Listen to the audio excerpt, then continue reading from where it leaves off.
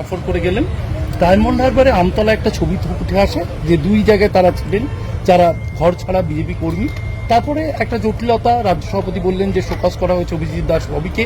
তিনি বললেন শুভেন্দু অধিকারী, যেহেতু আপনার নাম জড়িয়েছে এই বিষয়ে, তিনি বললেন শুভেন্দু অধিকারীর নির্দেশে আমি যখন ডায়মন্ড হারবারে অভিষেক ব্যানার্জির বিরুদ্ধে মামলা করতে যাচ্ছি সেই সময় হঠাৎ শোকজ কেন? এই যে জটিলতা সম্পর্ক নেই তো। ডায়মন্ড হারবারে যেভাবে ভোট লুট হয়েছে, যেভাবে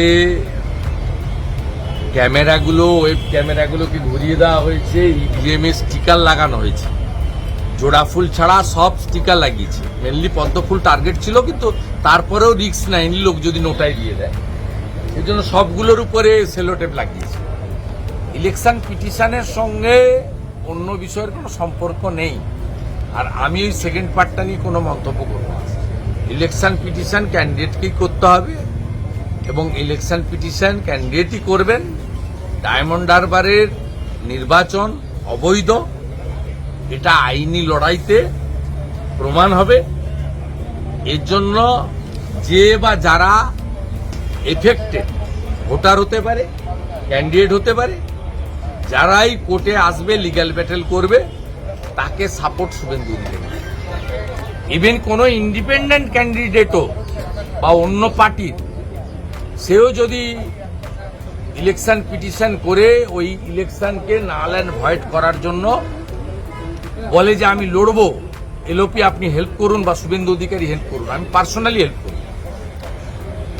হেল্প করবো। ডেমোক্রেসিতে এই জিনিস হয় না।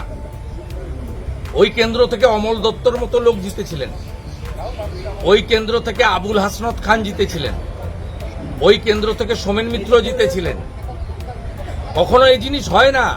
ডায়মন্ড হারবারে যে মডেল দেখেছে বাংলা, এ মডেল নট অ্যাকসেপ্টেবল।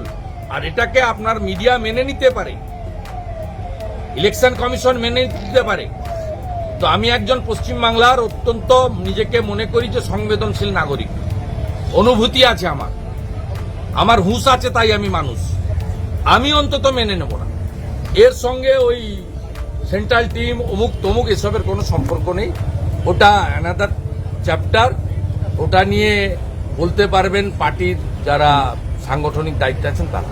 ওটা আমার সাবজেক্ট, আমি বলবো। বামপন্থীদের ভোট কাটা, আপনি আগেই আশঙ্কা প্রকাশ করেছেন বিভিন্ন প্রচার জায়গায় যে ভোটের সময় বামপন্থীরা বিভিন্ন জায়গায় ভোট কেটে তৃণমূলকে সাহায্য করতে পারে।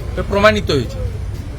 2021 সালেও 56টা আসনে ভোট কেটে জিতিয়েছে এবং ওদের মিছিল মিটিংয়ে মুসলমানরা যায়, ভোট দেয় না।